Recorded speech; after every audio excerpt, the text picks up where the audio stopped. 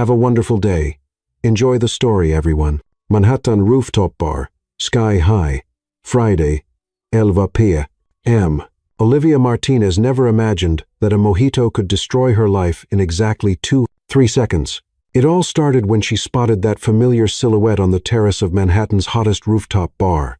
The same athletic build, the same messy brown hair, and the same arrogant posture of someone who thinks he owns Wall Street. Ethan Carter, the absolute jerk who had broken her best friend Lily's heart 3 months ago. Son of a gun, she muttered under her breath, gripping her glass tighter.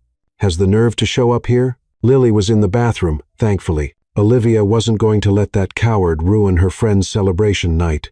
Lily had finally landed her dream job at a tech company in Tribeca. Not after everything Lily had cried about in their shared Brooklyn apartment. Olivia stood up from their table with the determination of a vigilante.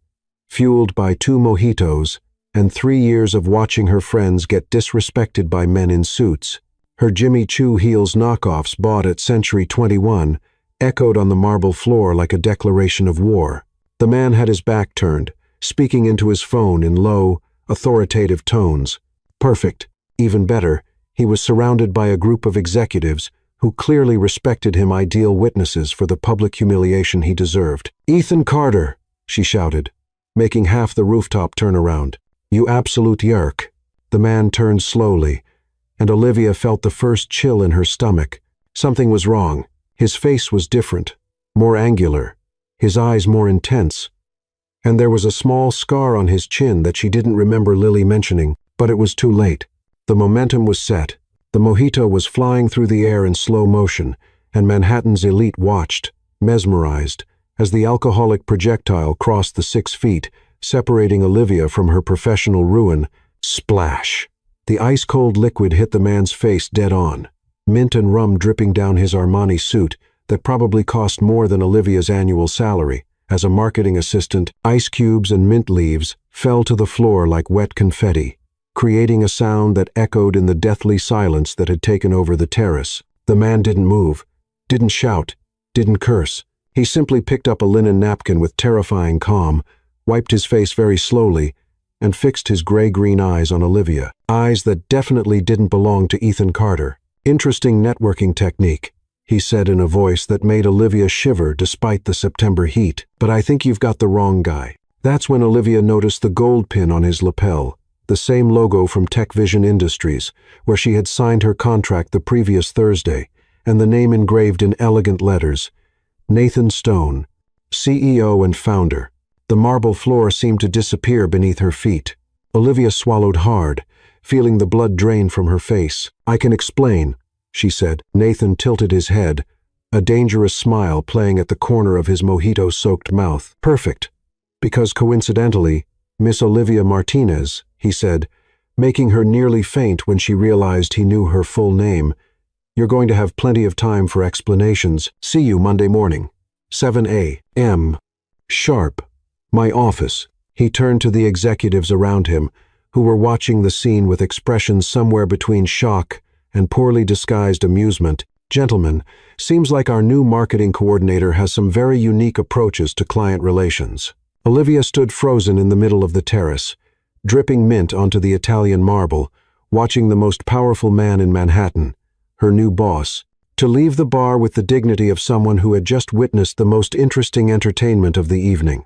Lily appeared beside her, eyes wide and still holding toilet paper stuck to her heel. "Please tell me you didn't do what I think you just did." Olivia looked at the empty glass in her hand, then at the door where Nathan had disappeared, then back at Lily. "Remember when you said life couldn't get any worse after Ethan? Yeah, we were wrong." The Manhattan night breeze blew between them, carrying the scent of mint and the distant sound of traffic below. On the horizon, the skyscraper lights twinkled like urban stars, indifferent to the fact that Olivia had just turned her golden opportunity into a Monday morning nightmare.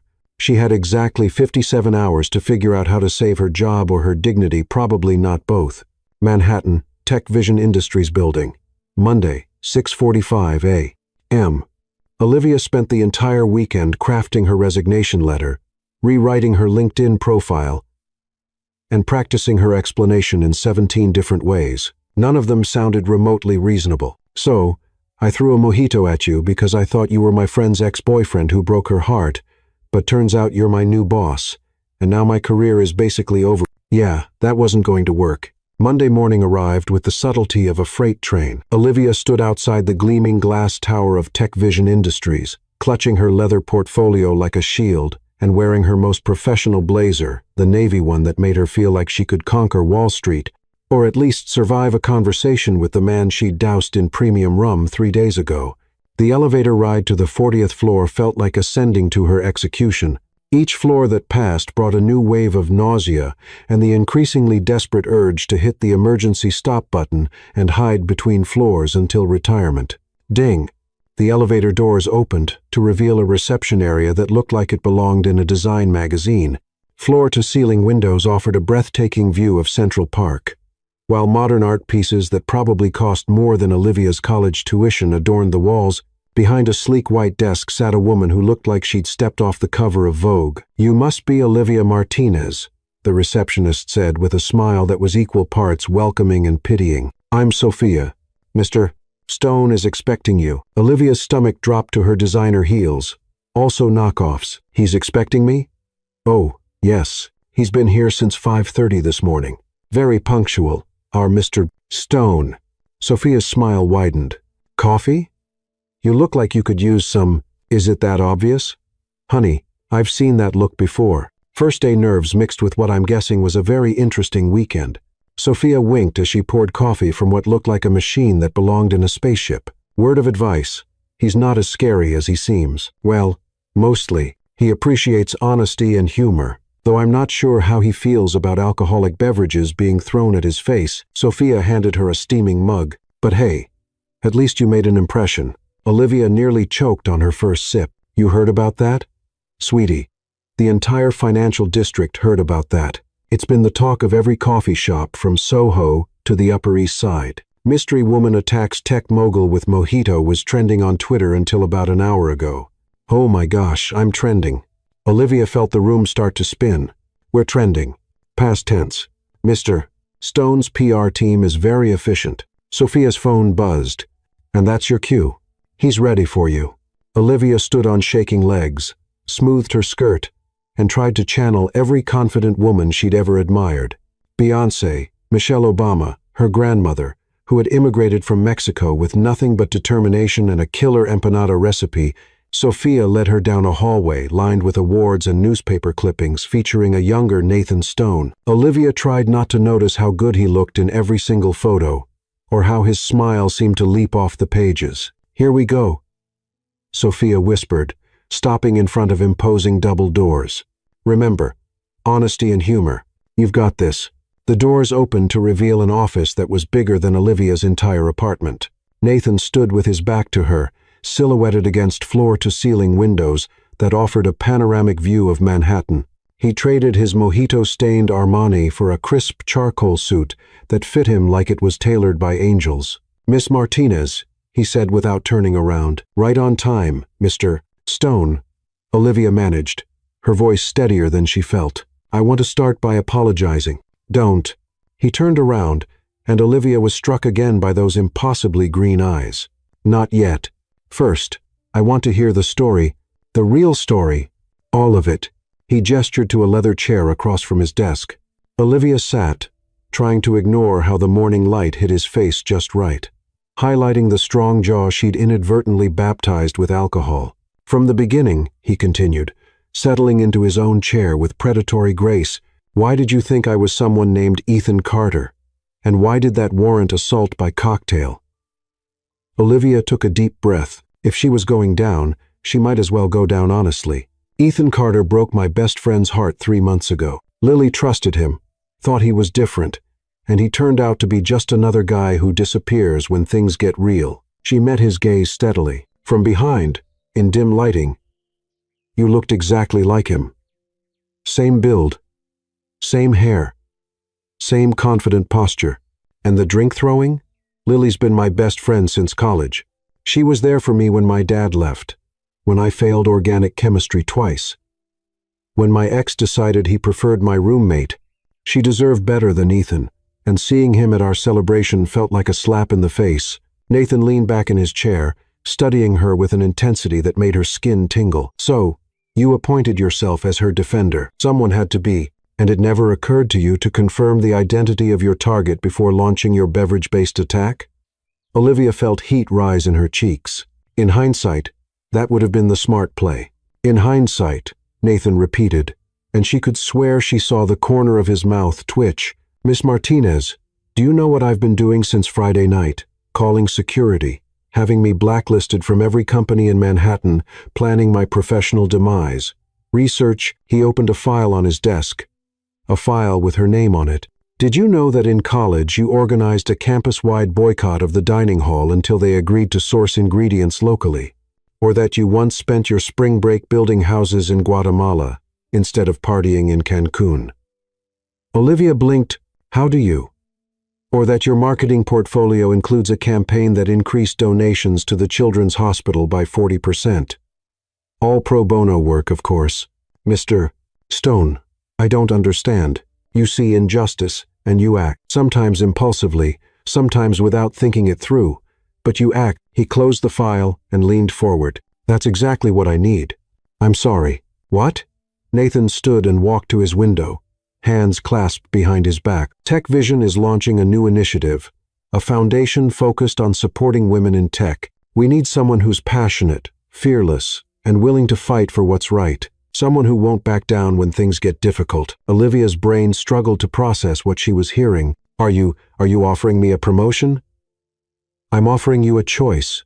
He turned back to her, and this time his smile was real, warm, and slightly dangerous.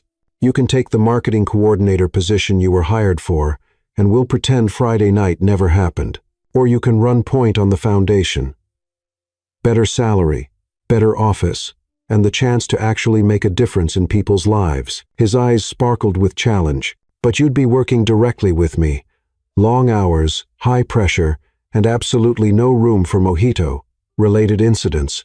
Olivia stared at him, wondering if this was some elaborate form of corporate hazing. Why would you offer me this? I attacked you with a cocktail. You defended someone you love without thinking about the consequences. In my experience, Miss Martinez, that kind of loyalty is rare. He extended his hand across the desk. So, what do you say? Ready to channel that righteous indignation into something productive?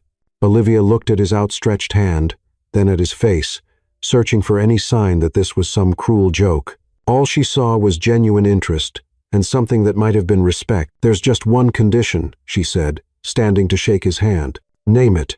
Next time we're at the same bar, I buy the first round, and I promise to verify identities before any beverage-related incidents. Nathan's laughter was rich and warm, transforming his entire face. Deal. But I have a condition, too. Call me Nathan. Mr. Stone is my father, and trust me, you don't want to meet him after what happened Friday night.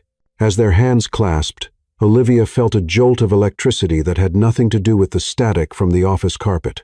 This was either the beginning of the best opportunity of her life, or the most beautiful disaster she'd ever walked into, probably both. Welcome to Tech Vision, Olivia Martinez, Nathan said, his hand still holding hers a moment longer than strictly professional. Something tells me things are about to get very interesting around here. Outside the office windows, Manhattan hummed with Monday morning energy, oblivious to the fact that a mojito thrown in anger was about to change two lives forever. 2 weeks later, Tech Vision Industries, 38th floor. If someone had told Olivia 3 weeks ago that she'd be sitting in a corner office overlooking the Hudson River, arguing with a billionaire about the proper way to distribute scholarships, she would have recommended therapy. Yet here she was, surrounded by whiteboards covered in her handwriting, facing off against Nathan Stone like they were negotiating world peace. Absolutely not, Olivia said, crossing her arms and glaring at the proposal on her desk. We are not limiting applications to students with perfect GPAs. That's exactly the kind of elitist nonsense that keeps brilliant kids from getting opportunities. Nathan leaned against her desk, his sleeves rolled up, and his hair slightly mussed from running his hands through it during their 2-hour planning session. It was a look that Olivia had learned meant he was either deeply frustrated or deeply intrigued sometimes. Both. I'm not being elitist, he said with the patience of someone explaining gravity to a toddler. I'm being practical. The board needs measurable metrics to justify the foundation's existence. The board needs to understand that real potential doesn't always come with perfect test scores. Olivia stood up, matching his energy. Some of the most innovative minds I know barely graduated high school because they were too busy working 3 jobs to support their families. Like you? The quiet question stopped Olivia mid-rant. She'd been gesticulating wildly, her passion making her forget that she was talking to her boss, not Lily, over late-night Chinese takeout. The way Nathan was looking at her like he was seeing something she hadn't meant to reveal made her stomach flip. How did you? Your application mentioned working through college. I filled in the blanks. His voice was gentler now, the corporate edge replaced by something more personal. 2 jobs during the semester, 3 during summers. You graduated magna cum laude, despite having approximately 4 hours of sleep per night for 4 years. Olivia sank back into her chair, suddenly aware of how much information she'd unknowingly given away. You really did your research. I make it a point to know my team. Nathan moved around the desk closer to her, and Olivia caught a hint of his cologne. Something expensive that probably had a French name she couldn't pronounce. Tell me about the scholarship that changed your life. What makes you think there was one? Because nobody fights this hard for something they haven't experienced themselves. Olivia looked out her window at the city below, watching tiny figures hurry along the sidewalks with their Monday afternoon urgency. She'd been one of those figures just 3 weeks ago, rushing between her old job and evening classes, dreaming of exactly this kind of opportunity. The Martinez Family Foundation, she said finally, funded by a family who made it big in real estate and decided to give back. They didn't care about my SAT scores or the fact that I'd failed AP Physics twice. They cared about my essay about wanting to help other first-generation students navigate systems that weren't built for them. And now you're designing a foundation that could do the same thing for hundreds of students if we do it right. Olivia turned back to him, surprised to find him watching her with an expression she couldn't quite read. Which means we can't get hung up on perfect grades and test scores that don't tell the whole story. Nathan was quiet for a moment, studying the proposal in his hands. Olivia found herself holding her breath, wondering if she'd pushed too hard. In the past 2 weeks, she'd learned that Nathan respected directness, but there was a difference between professional honesty and emotional transparency. What if we compromise? He said finally. I'm listening. We create 2 tracks, one for traditional high achievers, and one for students who show exceptional potential, despite challenging circumstances. Different criteria, same opportunities. Olivia felt her face light up. That's actually brilliant. I have my moments. Nathan's smile was smug, but there was warmth behind it. Though, I have to say, watching you get fired up about something is quite entertaining. You get this little crease between your eyebrows when you're passionate about something. I do not get a crease. You absolutely do. Right here. Before Olivia could react, Nathan reached out and gently touched the spot between her eyebrows with his fingertip. The contact lasted maybe 2 seconds, but it was enough to make Olivia's breath catch and her skin tingle where he touched her. Nathan seemed to realize what he'd done at the same moment, his hand freezing in midair before he quickly pulled it back. Sorry, he started, but was interrupted by Sophia's voice over the intercom. Nathan, your 4 is here. The spell was broken. Nathan stepped back, running a hand through his hair and looking anywhere but at Olivia. Right. The Thompson meeting. Should I? Olivia gestured vaguely at her desk, trying to ignore the way her heart was racing. No, stay. We still need to finish the budget projections. Nathan straightened his tie, switching back into CEO mode with practiced ease. I'll be back in an hour. After he left, Olivia sat in her chair for a full minute, touching the spot where his finger had been, and trying to convince herself that the moment hadn't meant anything, that the way he'd looked at her was purely professional, that the flutter in her stomach was just leftover adrenaline from their argument. She was failing spectacularly at all 3. Get it together, Martinez, she muttered, turning back to her computer. He's your boss. Your incredibly attractive, surprisingly thoughtful, mojito-forgiving boss, who smells like expensive cologne and has hands that should be illegal. Her phone buzzed with a text from Lily. How's the new job? Still employed after the great mojito incident? Olivia stared at the message, then at the door Nathan had just walked through, then back at her phone. It's complicated, she typed back. Complicated, how? Good complicated or bad complicated? Olivia thought about Nathan's smile when she'd gotten passionate about the scholarship criteria, about the way he'd listened to her ideas without dismissing them, but about the gentle way he touched her face and the shocked look in his eyes afterward. "I'm not sure there's a difference anymore." 3 dots appeared immediately as Lily started typing, but Olivia put her phone face down on her desk. She had budget projections to finish, a presentation to prepare for Thursday's board meeting, and approximately 67 minutes to get her professional composure back before Nathan returned. What she didn't have was time to analyze why her new boss's casual touch had made her feel more alive than anything had in months. But as she tried to focus on spreadsheets and funding allocations, Olivia couldn't shake the feeling that she was walking a very thin line between the best opportunity of her career and the most dangerous attraction of her life. Outside her window, Manhattan continued its relentless pace, oblivious to the fact that on the 38th floor of Tech Vision Industries, 2 people were discovering that the line between professional and personal wasn't nearly as clear as they'd thought. And somewhere in the back of her mind, Olivia wondered if Nathan was having the same trouble concentrating on his meeting as she was having on her budget projections. The foundation they were building was supposed to change lives. What Olivia hadn't anticipated was that it might change theirs, too. 4 weeks later, Olivia's Brooklyn apartment, Friday evening. Olivia stared at the 3 dresses laid out on her bed like they were evidence in a crime scene, which in a way they were, the crime being her complete inability to choose an outfit for tonight's Tech Vision Foundation launch gala without considering how Nathan would react when he saw her. This was not good. The black one makes you look like a funeral director.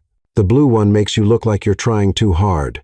And the red one, Lily paused dramatically, holding up the scarlet dress that Olivia had bought in a moment of financial insanity, makes you look like you're planning to seduce your boss. "I am not planning to seduce my boss," Olivia protested, though the denial sounded weak even to her own ears. "Really? Because you've mentioned his hands 14 times in the past hour. His hands, Olivia? Who talks about someone's hands that much unless they're having inappropriate thoughts about said hands?" Olivia flopped backward onto her bed, narrowly missing the funeral director dress. "This is a disaster. I'm thinking about my boss's hands. I'm analyzing the way he says my name. Yesterday, I spent 10 minutes wondering what his apartment looks like. I'm becoming one of those women who falls for their boss and ruins everything." "Or," Lily said, sitting on the edge of the bed with the wisdom of someone who had survived her own romantic disasters, "you're becoming someone who's finally attracted to a man who actually deserves it." "Lily, he's Nathan Stone. I threw a mojito at him 4 weeks ago. We worked together. He probably dates supermodels and socialites who went to boarding school and know which fork to use for the fish course. Has he given you any indication that he's interested in supermodels and socialites?" Olivia thought about the way Nathan had been looking at her lately, how their business meetings had started running long, filled with conversations that veered into personal territory, how he'd started bringing her coffee in the mornings, somehow always knowing exactly how she liked it, how he'd installed a small plant on her windowsill because she'd mentioned missing her grandmother's garden. "That's not the point," Olivia said weakly. "That's exactly the point." Lily held up the red dress again. "Trust me on this one. Sometimes the universe throws mojitos at people for a reason." 2 hours later, Olivia stood in the marble lobby of the Plaza Hotel, wearing the red dress and feeling like she was about to commit a felony. The gala was in full swing upstairs.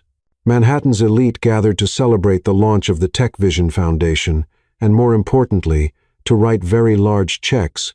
She'd spent the past month helping Nathan plan every detail of this event, from the menu to the seating arrangements to the carefully crafted speech he'd deliver about the importance of supporting the next generation of innovators.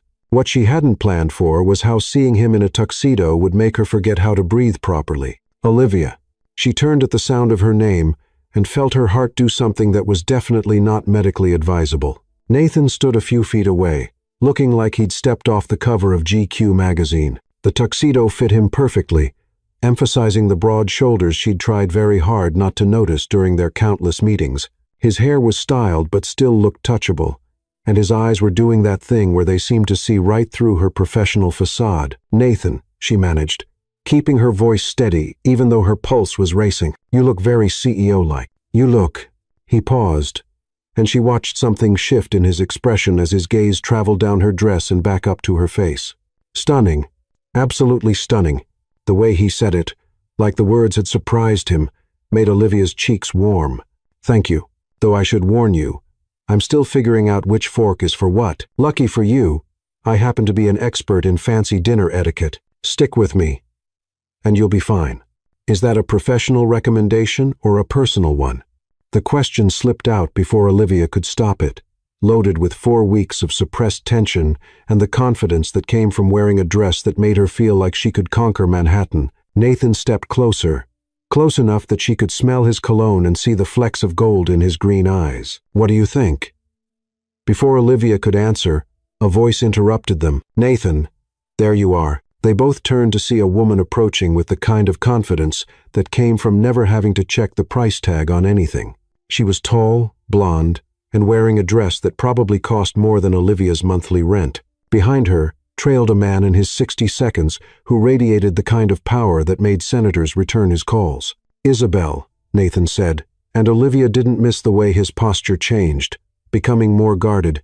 I didn't know you were coming tonight. Father thought it would be good for Stone Industries to show support for your little charity project.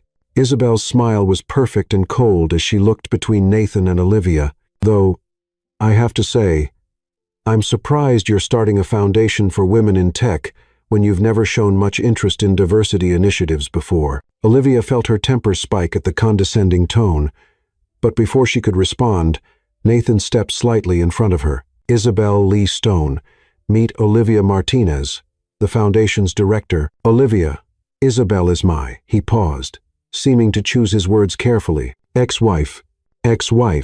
The words hit Olivia like a physical blow, even though she had no right to feel hurt by them.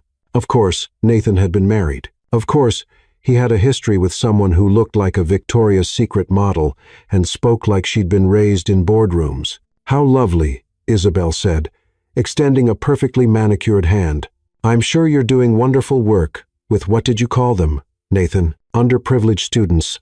Students with exceptional potential, Olivia corrected, shaking Isabel's hand and fighting the urge to squeeze just a little too hard, many of whom will go on to revolutionize industries and create the kind of innovations that change the world. How noble. Isabel's smile didn't waver. Nathan always did have a soft spot for lost causes. Olivia felt her face flush, but before she could respond, Nathan spoke. If you'll excuse us, Isabel, we need to prepare for the presentation. His voice was ice-cold professional, but Olivia caught the muscle ticking in his jaw. Enjoy the evening. He placed his hand on the small of Olivia's back, guiding her toward the elevator. The touch was light, probably meant to be reassuring, but it sent electricity shooting up her spine. I'm sorry about that, Nathan said once they were alone in the elevator. Isabel has a talent for making every situation uncomfortable. How long were you married? Olivia asked, then immediately regretted it. Sorry, that's none of my business. 2 years. Divorced 3 years ago. Nathan was staring at the elevator buttons like they held the secrets of the universe. It was a mistake. We were better as business associates than as spouses. Is that why you started the foundation?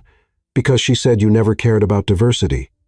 Nathan turned to look at her, and Olivia was surprised by the vulnerability in his expression, partly, but mostly because I met someone who made me realize that the best ideas don't always come from the people with the most advantages. Someone who challenged me to think differently about what potential looks like. The elevator stopped at the ballroom level, but neither of them moved toward the doors. Nathan, Olivia said quietly, her heart pounding so hard she was sure he could hear it. When you say someone, are you talking about me? The doors opened, and the sounds of the gala spilled into the elevator. Classical music, clinking glasses, and the murmur of Manhattan's most powerful people discussing art and politics and stock portfolios.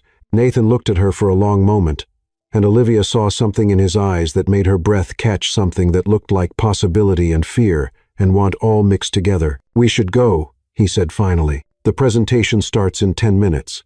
But as they walked into the ballroom together, Olivia couldn't shake the feeling that something fundamental had shifted between them, that the careful professional distance they'd maintained was starting to crumble piece by piece. The ballroom was magnificent, all crystal chandeliers and gold accents, filled with the kind of people Olivia had only seen in magazines. She recognized a few faces from business news, a couple of celebrities known for their philanthropy, and what appeared to be half the Forbes 400 list. Nervous? Nathan asked as they made their way toward the stage. Terrified, Olivia admitted. I've never spoken to this many important people before. Just remember, they're here because they believe in what we're doing, and if anyone gives you trouble, I'll handle them. Like you handled Isabel?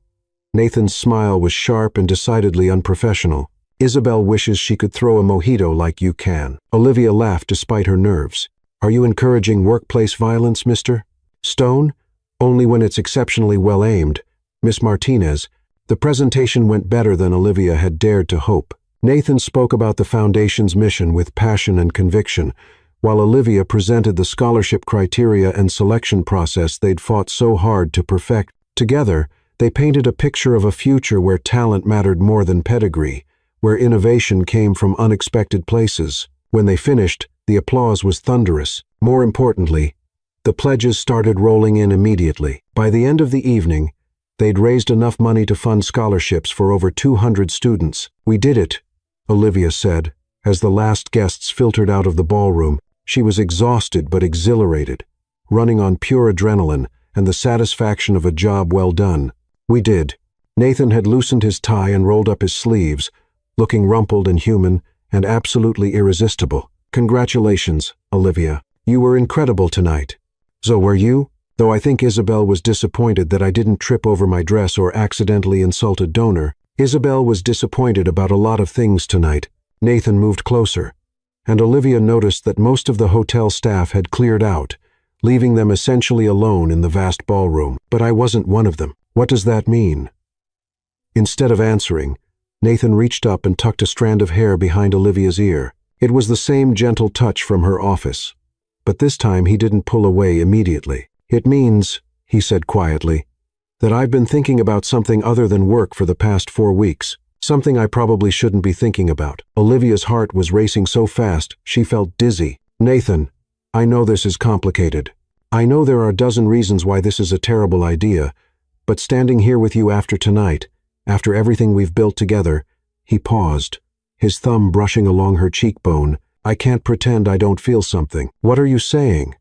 I'm saying that maybe Isabel was right about one thing. Maybe I do have a soft spot for lost causes. His smile was self-deprecating. Because falling for someone I work with is definitely that. Olivia felt like the air had been sucked out of the room. Falling for Nathan. Nathan started, then stopped, seeming to realize what he'd admitted. I should take you home. We shouldn't. But Olivia had spent 4 weeks analyzing every look, every touch, every moment of tension between them. She'd spent an entire evening watching him command a room full of the most powerful people in the city, then turn around and look at her like she was the most important person in it. She was done pretending this was just professional. Nathan, she said, stepping closer until they were almost touching, what if I don't want you to take me home? What if I want to see what happens when we stop pretending this is just about work? The look in his eyes shifted from uncertainty to something much more dangerous. Olivia, if we cross this line, there's no going back. Everything changes. Maybe I want everything to change. For a moment, they stood there in the empty ballroom, surrounded by the remnants of their professional triumph, teetering on the edge of something that could either be the best decision of their lives or the most beautiful disaster either of them had ever walked into. One drink, Nathan said finally. We'll go somewhere quiet. Talk about this like adults. Figure out what we're doing. One drink, Olivia agreed, though they both knew that one drink was just the beginning. As they left the plaza together, Olivia caught their reflection in the hotel's massive mirrors. They looked like a couple stepping out of a fairy tale, all formal wear and suppressed tension and possibility. What she couldn't see in the reflection was Isabel Lee Stone watching them from the hotel bar, her expression calculating as she sipped her martini and made a phone call that would change everything. But that was a complication for tomorrow. Tonight, Olivia was going to have one drink with the man who'd turned her world upside down with nothing more than a job offer and a smile that made her forget every reason why falling for her boss was the worst idea she'd ever had. Sometimes the worst ideas were also the most irresistible ones. Manhattan, the Meridian Bar, 11:47 p.m. The Meridian was the kind of bar that existed in the space between worlds. Not quite a dive, not quite upscale. It occupied a narrow brownstone in the village, with exposed brick walls, vintage Edison bulbs, and the kind of intimate atmosphere that made people share secrets they'd never intended to tell. Olivia sat across from Nathan in a corner booth, acutely aware that everything about this moment was different from their countless business meetings. The red dress that had felt like armor at the gala now felt like a declaration of intent. Nathan had abandoned his bow tie entirely, the top 2 buttons of his shirt undone, revealing a hint of collarbone that made Olivia's mouth go dry. "So," Nathan said, rotating his whiskey glass between his palms, "how exactly does one navigate this situation professionally?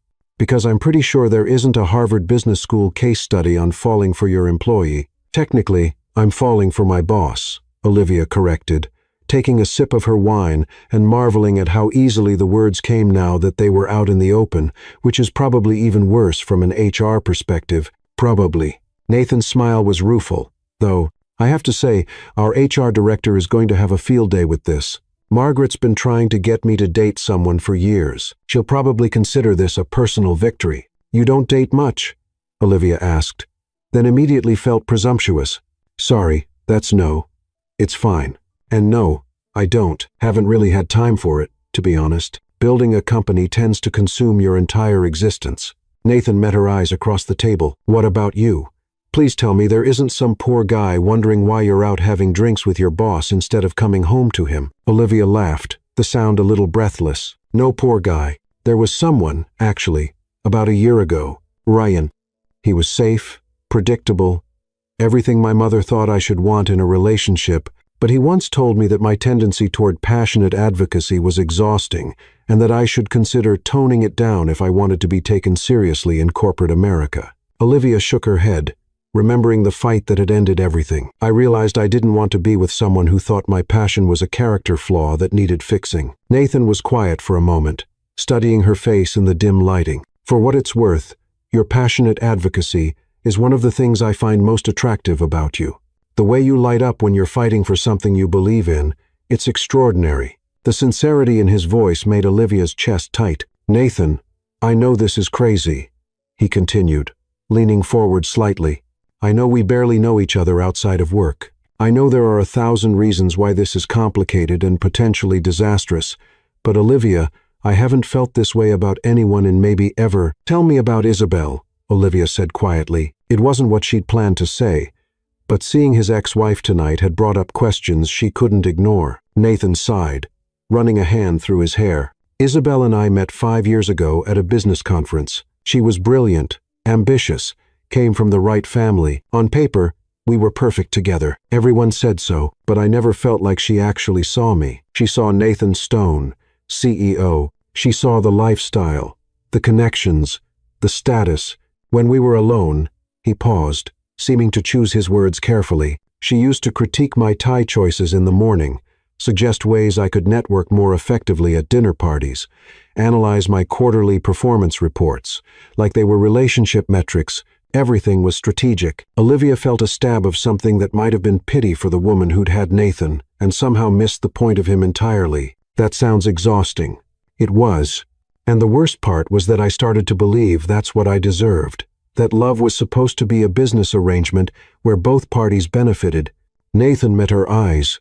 "Then you threw a mojito at me and called me out for being someone I wasn't, and I realized I'd been settling for a version of myself that didn't even exist." The weight of his words settled between them, heavy with implication. Olivia felt her heart racing, not just from attraction, but from the terrifying recognition that this man sitting across from her could completely upend her carefully planned life. "Nathan, what are we doing here?" she asked softly. "Really? Honestly, I have no idea. But I know that for the first time in years, I'm sitting across from someone who challenges me, who makes me laugh, who looks at me like I'm more than just my job title." He reached across the table, his fingers brushing against hers, "And I know that I don't want this feeling to end." Olivia looked down at their hands, his fingers warm against hers, and felt herself standing at a crossroads. She could pull back, suggest they keep things professional, protect herself from the inevitable complications. Or she could lean into this feeling that made her feel more alive than she had in months. "There's something you should know about me," she said, making her decision. "I don't do anything halfway. When I care about something, I care completely. When I commit to something, I give everything I have. If we do this, If we try to figure out what this is between us, I won't be able to treat it casually. I wouldn't want you to, Nathan said immediately. Olivia, I've spent the last 5 years building walls around my personal life, keeping everything compartmentalized and safe. But with you, I don't want safe, I want real. The bartender dimmed the lights even further, and Olivia realized they were among the last customers left. The late hour felt appropriate somehow, like they were existing in borrowed time between their professional selves and whatever they might become. So, what happens now? Olivia asked. Now, Nathan said, standing and extending his hand to her, I walk you home, and we figure out how to navigate this one day at a time. Olivia took his hand, letting him help her up from the booth. As they walked toward the exit, she caught their reflection in the bar's antique mirror. They looked like co-conspirators, like people sharing a secret that could change everything. The November air was crisp as they stepped onto the sidewalk, Manhattan's late-night energy humming around them. Olivia had expected Nathan to hail a cab, but instead he started walking in the direction of Brooklyn, his hand still holding hers. You don't have to walk me all the way home, Olivia said as they crossed into the village proper. It's like 40 blocks. I want to, Nathan said simply. Besides, when's the last time you actually walked through the city at night? Really looked at it? Olivia realized he was right. She was always rushing from subway to building, phone in hand, focused on getting from point A to point B as efficiently as possible. Walking slowly through Manhattan with Nathan felt almost decadent, like playing hooky from her own life. They talked as they walked about the gala, about the foundation, about their childhoods and college experiences, and the books they'd read that had changed their perspectives. Olivia learned that Nathan had wanted to be an architect before business school, that he still sketched building designs when he was stressed. Nathan learned that Olivia had taught herself Spanish by watching telenovelas with her grandmother, that she'd once hitchhiked across Spain with nothing but a backpack and terrible Spanglish. You hitchhiked? Nathan stopped walking, looking at her with a mixture of admiration and horror. Alone? With Lily. Actually, it was her idea. She'd just gotten her heart broken by some guy from our European history class, and she decided we needed an adventure. Olivia grinned at the memory. We ended up staying with this family in a tiny village outside Barcelona for 3 weeks. The grandmother, Senora Garcia, taught me how to make proper paella and told me I had spirit like fire. Senora Garcia was clearly an excellent judge of character, Nathan said, resuming their walk. They were crossing the Brooklyn Bridge now. The city spread out below them like a constellation of possibilities. Olivia had crossed this bridge hundreds of times, but never like this, slowly, hand in hand with someone who made her feel like she was seeing everything for the first time. Can I ask you something? Olivia said as they paused to look out over the water. Anything. When you offered me the foundation job, was it because you felt something, or was it really just about my qualifications? Nathan was quiet for so long that Olivia started to worry she'd overstepped. Finally, he turned to face her fully, his expression serious in the bridge's lighting. It was both, he said. Your qualifications were impeccable. Your passion was obvious. You were absolutely the right person for the job. He paused, his thumb tracing across her knuckles. But I'd be lying if I said the attraction wasn't there from the beginning, even covered in mojito, standing in that bar looking mortified. You were the most captivating person I'd ever met. So, you hired me because you wanted to ask me out. I hired you because you were perfect for the job. I created excuses to spend more time with you because I wanted to know if what I was feeling was real. Nathan's smile was self-deprecating. Turns out, it was very real. Olivia felt her heart do that fluttering thing again, the same sensation she'd been trying to ignore for weeks. Nathan, I know this is complicated. We work together. There are power dynamics to consider, and after tonight, half of Manhattan thinks we're involved anyway, thanks to Isabel's not-so-subtle observations. What did she say? Olivia asked, though she wasn't sure she wanted to know. She cornered me while you were talking to the mayor's wife, asked if I was slumming it with the help for some kind of diversity publicity stunt. Nathan's jaw tightened. I may have told her that my personal life was none of her business and that she should focus on her own relationship problems. Olivia felt a surge of anger on Nathan's behalf. She said that about me? She's threatened by you. Nathan said simply, Isabel's entire identity is built on being the perfect corporate wife, the ideal accessory for a successful man. You represent everything she's not. authentic, passionate, self-made. She sees you as a threat to the world order she understands. And what do you see me as? Nathan stopped walking and turned to face her fully, his hands coming up to frame her face. The gesture was tender and possessive all at once, and Olivia felt her breath catch. I see you as the woman who's been turning my world upside down since the moment you threw that drink at me. I see you as my equal, my challenger, someone who makes me want to be better than I am. His voice dropped to almost a whisper. I see you as someone I could fall completely in love with, if I'm not already there. The words hung between them in the crisp night air, loaded with promise and possibility, and the kind of vulnerability that could destroy them both if this went wrong. Nathan, Olivia said softly, her hands coming up to cover his where they rested against her cheeks. Too much? He asked. And she could hear the uncertainty beneath his confident exterior. No, she said, stepping closer until they were almost touching. Not too much, just perfect timing. Perfect timing for what? Instead of answering with words, Olivia rose up on her toes and kissed him. It was supposed to be a gentle kiss, an exploration, a question, but the moment their lips met, 4 weeks of suppressed tension ignited into something that made Olivia's knees weak, and her heart race. Nathan responded immediately, his arms coming around her waist to pull her closer, one hand tangling in her hair. They kissed like people who had been waiting their entire lives for this moment. Like the bridge and the city and the late-night hour had all conspired to give them this perfect space between their old lives and whatever came next. When they finally broke apart, both breathing hard, Olivia felt like she'd been fundamentally changed at a molecular level. Wow, she breathed. Yeah, Nathan agreed, his forehead resting against hers. Wow. They stood there for a moment, holding each other and trying to process what had just happened. Around them, the city continued its late-night rhythm, taxis and early morning joggers and the occasional police siren providing a soundtrack to their private revolution. So, Olivia said finally, what happens Monday morning? Monday morning. We go to work, Nathan said, his thumb tracing along her jawline. We be professional. We focus on the foundation and the work we're doing. And Monday evening? Monday evening, I take you to dinner somewhere nice. Somewhere that's not about work or galas or impressing donors. Just you and me, figuring out what this is. Olivia smiled, feeling giddy and terrified and more alive than she'd felt in years. I'd like that. Good. Because I have about 1 million questions I want to ask you that have nothing to do with scholarship criteria or budget allocations. Like, what's your favorite way to spend a Sunday morning? What's the best book you've read this year? What's your biggest fear? And what's your most ridiculous dream? Nathan's smile was soft and genuine. I want to know everything, Olivia. All of it.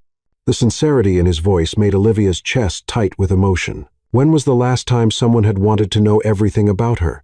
When had someone looked at her like she was fascinating rather than convenient?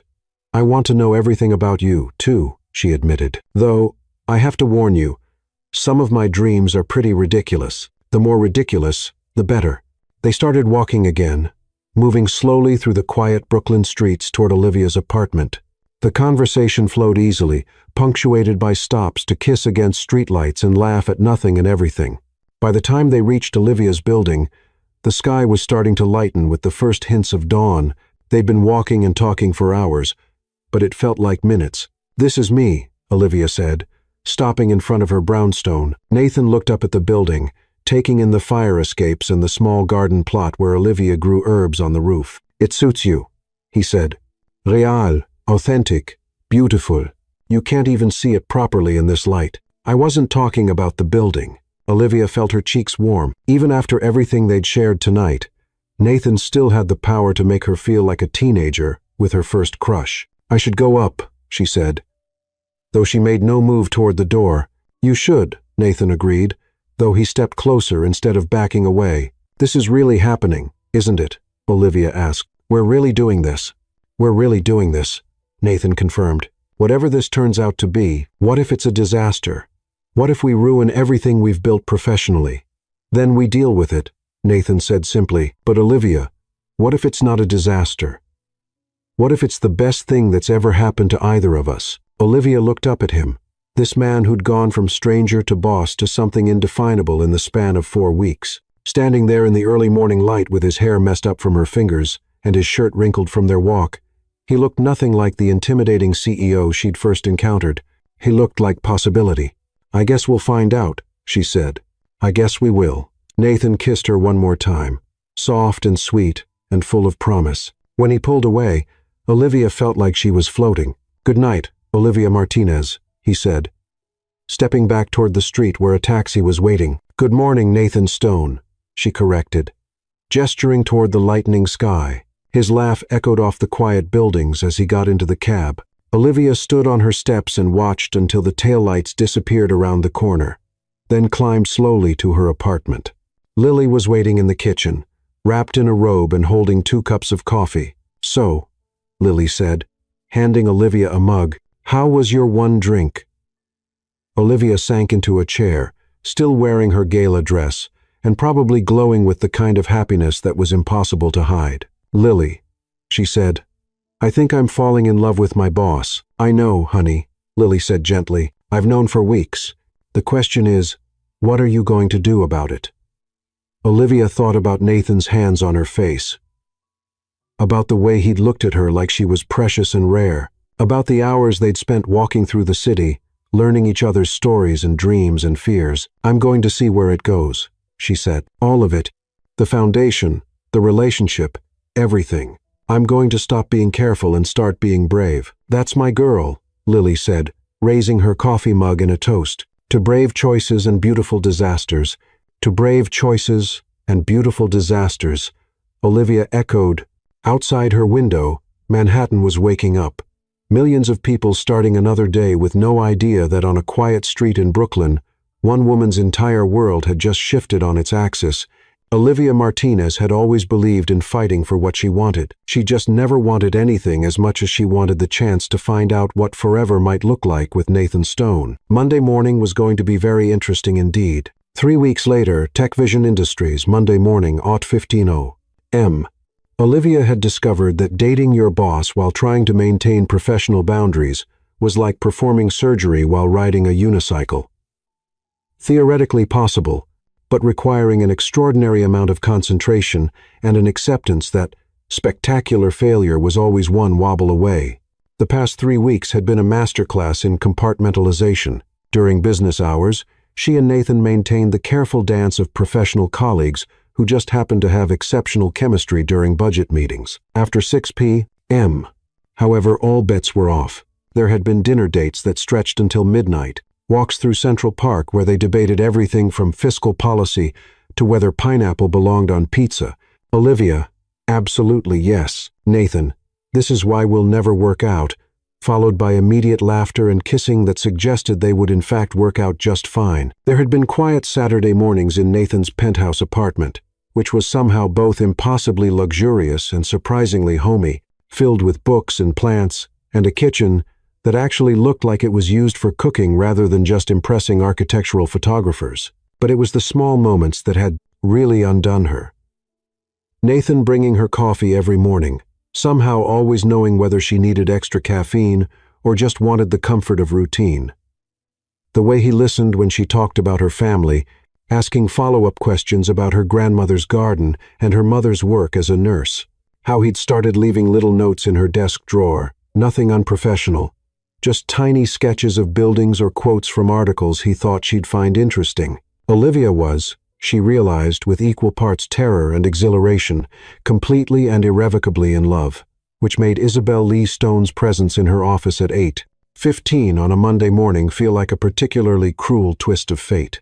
"Miss Martinez," Isabel said, settling into the chair across from Olivia's desk with the fluid grace of someone who had never doubted her right to occupy any space she entered. "I hope you don't mind the early hour. I find that important conversations are best handled before the day becomes complicated." Olivia set down her coffee and tried to channel every confident, professional woman she'd ever admired. "Ms. Lee Stone, this is unexpected. How can I help you?" "Please, call me Isabel. We're practically family now, aren't we?"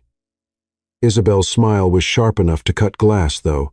"I suppose that depends on how seriously Nathan is taking this little infatuation of his." "I'm not sure what you mean," Olivia said carefully. Though her heart was already racing, She'd known this conversation was coming eventually. Isabel wasn't the type to simply accept being replaced, especially not by someone she considered beneath her notice. "Oh, I think you do." Nathan has always been predictable when it comes to his enthusiasms. He throws himself completely into new projects, new acquisitions, new relationships. The intensity can be quite overwhelming, can't it? Makes you feel like the most important person in his universe. Isabel leaned forward slightly, her perfectly manicured hands folded in her lap. The problem, of course, is that Nathan's attention span has always been rather limited. He gets bored once the challenge is gone. Once he's conquered whatever mountain he's decided to climb. Olivia felt a chill that had nothing to do with the office air conditioning. "I don't think Nathan," Isabel corrected smoothly. "He's always been Nathan to the people who truly know him. But I'm getting ahead of myself. I'm not here to discuss his patterns. I'm here to discuss yours." "Mine?" "Your pattern of involvement with unavailable men. Specifically." Isabel reached into her purse and withdrew a tablet, swiping to what appeared to be a detailed research file. "Ryan Lee. Yes, we share a surname, though no relation that I know of. Investment banker. Commitment issues. Relationship lasted 8 months, until he decided you were too intense for long-term compatibility." Olivia's blood turned to ice. "How do you?" "Before Ryan, there was Lucas Harris, pre-med student. Lasted 6 months until he transferred to Johns Hopkins rather than deal with what he called your emotional demands. And before Lucas," Isabel swiped again, "several shorter relationships, all following the same pattern. You fall hard, you give everything. They get overwhelmed by your intensity and find reasons to leave. You had me investigated." Olivia's voice was barely above a whisper. "I had you researched. There's a difference. Nathan is about to make some very poor decisions based on what I can only assume is exceptional physical chemistry and your admittedly impressive ability to play to his rescue fantasies. Someone needs to protect his interests." Isabel set the tablet aside and fixed Olivia with a look that managed to be both pitying and calculating. "You're a lovely girl, Olivia. Passionate, intelligent, attractive in a wholesome, girl-next-door way. But you're not built for Nathan's world. The scrutiny, the expectations, the social obligations that come with being involved with someone of his status, they'll eat you alive. I think that's for Nathan and me to decide," Olivia said, proud that her voice remained steady despite the way her hands were shaking. "Is it? Because from where I sit, it looks like you're already struggling. 3 weeks of sneaking around, keeping your relationship secret, pretending to be just colleagues while everyone in the building whispers about the obvious tension between you." Isabel's smile turned almost sympathetic. "How long do you think you can maintain that kind of pressure? How long before the stress of trying to be someone you're not starts to show?" Olivia thought about the past 3 weeks, about the careful balance they'd been maintaining between professional and personal, about the moments of doubt when she wondered if she really belonged in Nathan's world of charity galas and business dinners, about the way she'd caught herself changing her wardrobe, her vocabulary, her entire presence to fit into spaces that still felt foreign. "You're in your head now," Isabel observed. "Good. That means you're being realistic. Let me make you an offer, Olivia, a generous one." "I'm listening," Olivia said, though every instinct was screaming at her to end this conversation immediately. "I have connections throughout the nonprofit sector, real positions with real impact, where your passion and skills would be genuinely valued. I can make some calls, arrange interviews. Within a month, you could be running community outreach for the American Red Cross, or heading up development for Doctors Without Borders. Meaningful work that actually matches your background and values." Isabel leaned back in her chair, her expression becoming almost maternal. "You could leave TechVision with your dignity intact before this situation becomes more complicated than it already is. Before Nathan gets bored, and you become just another ex-employee with a story to tell. And in return, you disappear from Nathan's life, cleanly, quietly, professionally. No drama. No messy emotional scenes. You take one of these positions, you excel at it, which I have no doubt you will, and everyone wins." Olivia stared at Isabel for a long moment, processing the elegant cruelty of the offer. It was perfect, really a way out that preserved everyone's reputation while removing Olivia from the equation entirely. "What makes you think Nathan would just let me leave?" "Because Nathan has spent his entire life compartmentalizing. Business here, personal life there. Never the two allowed to mix in any meaningful way. This little experiment with workplace romance was always doomed to fail. I'm simply offering you the chance to end it on your terms, rather than waiting for inevitability to take its course. Isabel stood, smoothing her skirt with practiced precision. Think about it, Olivia. Really think about it. Is this what you want your life to look like? Hiding in corners, sneaking around, constantly wondering if you're good enough for his world, or would you rather be somewhere that values who you actually are instead of who you're trying to become? After Isabel left, Olivia sat in her office for 20 minutes, staring at her computer screen and seeing nothing. The worst part wasn't the cruelty of the offer. It was how reasonable it sounded. How many of Isabel's observations had hit uncomfortably close to truths Olivia had been trying not to acknowledge. She was saved from spiraling completely by Nathan's arrival, coffee in hand and a smile that could have powered the entire building. "Morning. Beautiful," he said, then caught himself. "Good morning, Miss Martinez. How are the scholarship applications looking this week?" Despite everything, Olivia felt herself smile. "Good morning, Mr. Five Stone. The applications are looking very promising, though I think we need to discuss the timeline for final selections." "Absolutely. Would you like to discuss it over lunch? I know a place that makes excellent empanadas if you're interested in authentic Mexican food prepared by someone who actually knows what they're doing." It was such a perfectly Nathan thing to say, thoughtful, specific, designed to make her feel seen and valued, which made what Olivia had to do next even more devastating. "Actually," she said carefully, "I was hoping we could talk about something else, something important." Nathan's expression shifted from casual flirtation to immediate concern.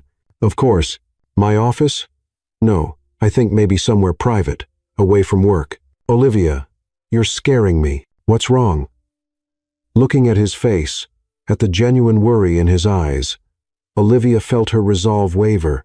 This was Nathan, the man who brought her coffee every morning and listened to her stories about her grandmother and kissed her like she was precious and rare, the man who had created a foundation based on her passionate advocacy and looked at her like she was capable of changing the world. But Isabel's words echoed in her mind. How long before the stress of trying to be someone you're not starts to show? "Can we meet tonight after work? There's something we need to discuss." Nathan studied her face for a long moment, and Olivia could see him trying to read the situation. "Olivia, if this is about us, about the complications of working together, it's not about that." "Not exactly." Olivia forced herself to meet his eyes. I need to talk to you about some opportunities that have come up." "Career opportunities." "Career opportunities?" Nathan's voice was carefully neutral, but Olivia caught the flash of something that might have been heard in his expression. "I see. Well, of course we should discuss anything that might impact your future." The rest of the day passed in a blur of meetings and phone calls and the careful dance of professional interaction that now felt like performance art. Olivia caught Nathan watching her several times, clearly trying to figure out what had changed between their easy morning banter and this sudden distance. By 6 p.m., Olivia was a wreck of nerves and second-guessing. She'd spent the afternoon researching the positions Isabel had mentioned, and they were, as promised, incredible opportunities, real chances to make a difference, to work in environments where her background and values would be assets rather than things to overcome. She was supposed to meet Nathan at 7 at a small bistro in the village, somewhere they could talk without worrying about being overheard by colleagues or photographed by business reporters who had started taking notice of their frequent appearances together. At 6:45, her phone buzzed with a text from Lily. "Whatever you're thinking of doing, make sure it's what you want, not what someone else thinks you should want." Olivia stared at the message, wondering how Lily always managed to know exactly when she needed to hear something. She typed back, "What if I don't know what I want anymore?" Lily's response was immediate. "Then ask yourself what you'd regret more, trying and failing or never trying at all." Nathan was already seated when Olivia arrived at the bistro, and the sight of him made her chest tight with emotions she couldn't untangle. He'd changed out of his business suit into dark jeans and a sweater that made his eyes look impossibly green.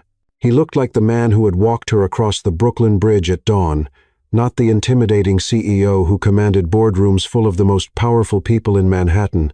"Hey," he said softly as she sat down across from him. "Hey, yourself." The server brought wine without being asked. clearly recognizing them as regulars despite their relatively short dating history. Olivia wondered if this was what normal couples did. Developed routines, became familiar faces in neighborhood restaurants, built small traditions without even realizing it. So, Nathan said after they'd ordered, "Tell me about these career opportunities."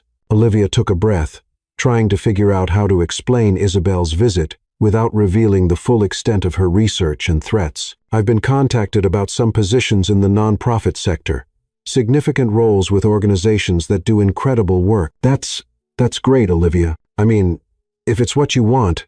Nathan's voice was carefully controlled, but she could see the tension in his shoulders. "Can I ask which organizations?" "The American Red Cross has an opening for a director of community outreach. Doctors Without Borders is looking for someone to head up their development department. There are a few others." Olivia forced herself to meet his eyes. "They're all based here in New York, but they would mean leaving Tech Vision, leaving the foundation." "Leaving me?" Nathan said quietly. "Nathan, no, it's okay. I get it." He leaned back in his chair, and Olivia watched him slip into the controlled, professional persona she'd first encountered that night at the bar. "These are incredible opportunities, the kind of positions that could define a career. I'd be selfish to want you to turn them down just because." "Just because?" "What?" "Just because I've fallen completely in love with you, and can't imagine my life without you in it." The words hung between them like a challenge, raw and honest, and completely devastating. Olivia felt tears prick at her eyes because this was exactly what she'd been afraid of, that Nathan would be perfect, that he would say exactly the right thing, that choosing to leave would feel like tearing her own heart out. "Nathan," she whispered. "I know this is complicated," he continued, his voice gaining strength. "I know there are 1,000 reasons why this situation isn't ideal. But Olivia, what we have, it's not just attraction or convenience or some kind of workplace fantasy, at least not for me." "It's not for me either," Olivia admitted. "Nathan, I'm scared." "Scared of what? Of everything? Of failing at this? Of not being enough for your world? Of losing myself trying to become someone I'm not?" The words tumbled out in a rush, 3 weeks of suppressed anxiety finally finding voice. "I love you. I love you so much. It terrifies me. But I don't know if love is enough when everything else feels so impossible." Nathan was quiet for a long moment, studying her face with an intensity that made her want to hide. Finally, he reached across the table and took her hands in his. "Olivia, can I tell you something? Something I've never told anyone." She nodded, not trusting her voice. "When I was 12, my father took me to a board meeting. He said it was time I learned how business really worked, how power really functioned. I sat in that conference room and watched him destroy a small company owned by a family friend, all because it was financially advantageous. When I asked him about it afterward, he told me that sentiment was a luxury successful people couldn't afford." Nathan's thumbs traced across her knuckles, a gesture that was becoming as familiar as breathing. "I spent the next 20 years trying to prove him right, building walls, making strategic decisions, treating relationships like acquisitions to be managed, and I was successful by every metric that matters in his world. But I was also empty, completely, utterly empty. I had everything I thought I was supposed to want, and none of it meant anything." His eyes met hers, and Olivia saw a vulnerability there that took her breath away. "Then you walked into my life, or rather, threw a mojito at me, and suddenly nothing felt empty anymore." "Nathan, I'm not asking you to choose me over your career," he continued. "I'm asking you to choose us over fear, because Olivia, your world isn't separate from mine. Your passion, your values, your absolute refusal to compromise who you are, that's not something you need to overcome to fit into my life. It's exactly what I've been missing from my life." Olivia felt tears spilling over, because everything he was saying was exactly what she needed to hear, and exactly what made this decision so impossible. "What if Isabel is right?" she whispered. "What if I'm not built for this? What if the pressure breaks us?" "Isabel," Nathan's expression darkened. "Olivia, what does Isabel have to do with this?" Olivia closed her eyes, realizing she'd revealed more than she'd intended. "She came to see me this morning. She made some points about the challenges of our situation." "What kind of points?" "About my patterns in relationships, about the stress of trying to maintain professional and personal boundaries, About whether I really belong in your world. Olivia opened her eyes, meeting his gaze steadily. She offered to help me find other positions, better positions, where I could make a real difference without all the complications. Nathan was very still for a moment, and Olivia could practically see him processing the implications of Isabel's interference. When he spoke, his voice was carefully controlled, but laced with fury. She investigated you? Yes. She offered you a way out? Yes. And you're considering it? Olivia took a shaky breath. I don't know. Maybe. Nathan, she wasn't entirely wrong about the complications, about the challenges of what we're trying to do. Look at me, Nathan said, his voice gentle but firm. Really?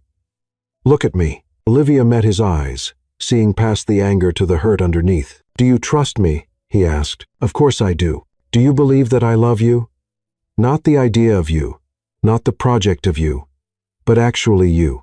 Yes, Olivia whispered. Then trust me when I tell you that Isabel's opinion of what you're capable of handling is irrelevant. Trust me when I tell you that the only person who gets to decide whether you belong in my life is you. Nathan leaned forward, his voice becoming more intense. And trust me when I tell you that I will spend every day for the rest of my life proving to you that what we have is worth fighting for. Even if it gets complicated, even if people talk and your board questions your judgment and your ex-wife makes our lives difficult, especially then. Nathan's smile was fierce and beautiful. Olivia, I've spent years making the safe choice, the strategic choice, the choice that looked good on paper. For once in my life, I want to choose with my heart instead of my head. Olivia felt something inside her chest loosen, like a knot she'd been carrying for weeks, finally starting to unravel. What are you saying?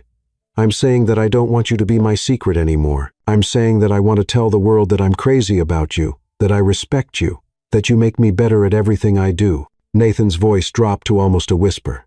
I'm saying that if you'll have me, I want to build something with you that's stronger than Isabel's manipulations and office gossip, and all the complications that come with mixing business and pleasure. And if I take one of those other jobs, if I decide I need distance to figure this out, then I'll support you completely. I'll write you the best recommendation letter anyone has ever written.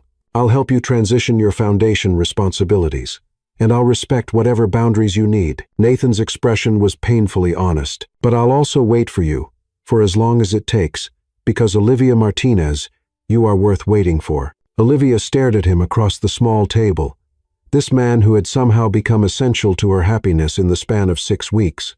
She thought about Isabel's offer, about the safety of stepping away before things got more complicated. Then she thought about the way Nathan looked at her when she got passionate about the foundation, about the easy conversation during their long walk across Manhattan, about the way he kissed her like she was everything he'd been waiting for. Nathan, she said finally, what if we stopped sneaking around? What if we stopped pretending this was just professional? His face lit up with cautious hope. What are you saying? I'm saying that maybe Isabel was right about one thing. Hiding in corners isn't sustainable, but she was wrong about everything else. Olivia reached across the table, taking his hands in hers. I don't want to choose between my career and my heart. I want to build something that honors both. Olivia, I'm saying yes, she interrupted, laughing through her tears. Yes to being honest about us. Yes to fighting for what we have. Yes to building something beautiful and complicated and probably occasionally disastrous. Nathan's smile was radiant as he brought her hands to his lips, pressing kisses to her knuckles. Are you sure? Because once we do this, there's no going back to pretending we're just colleagues. I'm sure, though I have some conditions. Name them. First, we do this right. Full disclosure to HR. Proper protocols for workplace relationships. Complete transparency about our personal involvement in any business decisions. Absolutely. Second, I keep my job. I keep running the foundation. I keep making decisions based on what's best for the students we're trying to help, not what's convenient for our relationship. I wouldn't want it any other way. And third, Olivia said, her voice becoming softer, you have to promise me that we'll keep talking about the complications, about the challenges, about the moments when this feels impossible. No more pretending everything is perfect when it's not. I promise, Nathan said solemnly, though I have a condition of my own, which is, you have to promise me that you'll stop letting other people, including Isabel, define what you're capable of handling. You threw a mojito at a complete stranger to defend your friend's honor. You built a foundation from nothing in 6 weeks. You've been challenging me and making me laugh, and turning my entire world upside down since the moment we met." Nathan's voice was warm with affection and pride. "Trust me when I tell you that you can handle anything life throws at us." Olivia felt her heart swell with something that felt suspiciously like hope. "Even angry ex-wives and gossip columnists and your father's disapproval. Especially those things. Because, Olivia, you are the strongest, most passionate, most remarkable woman I've ever met, and if they can't see that, then they're not worth our time." They sat there for a moment, hands clasped across the table, both of them slightly overwhelmed by the magnitude of what they just committed to. Around them, the bistro hummed with the quiet energy of a Monday evening, other couples sharing meals and conversations and small moments of connection. "So," Nathan said finally, "what happens now?" "Now," Olivia said, standing up and moving around the table to kiss him properly, "we go home and call Lily to tell her she was right about everything. Then we spend the rest of the evening figuring out how to tell your board that their CEO is dating the foundation director, and then we see what happens when we stop hiding and start building something real." Nathan pulled her closer, his arms wrapping around her waist as he kissed her with all the pent-up emotion of 6 weeks of careful boundaries and suppressed feelings. When they broke apart, both breathless and laughing, Olivia felt like she was floating. "I love you," she said, the words easy and natural and exactly right. "I love you too," Nathan replied, "more than I thought I was capable of loving anyone." As they left the bistro together, Olivia caught their reflection in the window. Two people who looked like they'd just made a decision that would change everything. For the first time in weeks, she wasn't afraid of that change. She was excited by it. Her phone buzzed with a text from an unknown number. "Enjoy this while it lasts." Olivia showed the message to Nathan, who promptly deleted it and blocked the number. "Isabel doesn't get to live in our heads," he said firmly. "This is our story, Olivia. Ours to write however we want." Olivia smiled, feeling lighter than she had in weeks. "Any ideas how we want to write it?" "I have a few thoughts," Nathan said, hailing a cab, "but I think it starts with honesty, continues with a lot of coffee and late-night conversations, and hopefully includes several decades of you challenging me to be better than I am." "That sounds like a pretty good story to me." The best stories usually are the ones that start with someone throwing a drink at someone else. Olivia laughed, remembering that night at the bar that felt like a lifetime ago. "Remind me to thank Senora Garcia for teaching me about fighting for what matters." "I'll thank her myself when I meet her," Nathan said, pulling Olivia closer as their cab pulled up. "When you meet her?" "Olivia Martinez," Nathan said, opening the cab door with a theatrical flourish. "If you think I'm not going to charm every single member of your family into loving me, you clearly haven't been paying attention to my level of determination." As they settled into the cab, heading toward Olivia's apartment to call Lily and plan their next moves, Olivia reflected on how drastically her life had changed in 6 weeks. She'd gone from being a single marketing assistant with dreams bigger than her opportunities to being in love with a man who wanted to build a foundation that could change thousands of lives. It wasn't the safe choice. It wasn't the easy choice. But looking at Nathan, who was already pulling up restaurant reviews on his phone to find the perfect place to take her parents when they visited next month, Olivia knew it was exactly the right choice. Outside the cab windows, Manhattan sparkled with possibility. And somewhere in a Brooklyn apartment, Lily was about to receive the phone call she'd been waiting for since the night Olivia first mentioned her boss's hands. The foundation they'd built to help students chase their dreams had become the foundation for their own unexpected love story. And if that wasn't worth fighting for, Olivia didn't know what was. 6 weeks ago, Olivia Martinez had thrown a mojito at a stranger and accidentally changed her life forever. Tonight, she was going to start building the rest of it with the man she loved. Sometimes the best things really did begin with the most spectacular disasters. The end.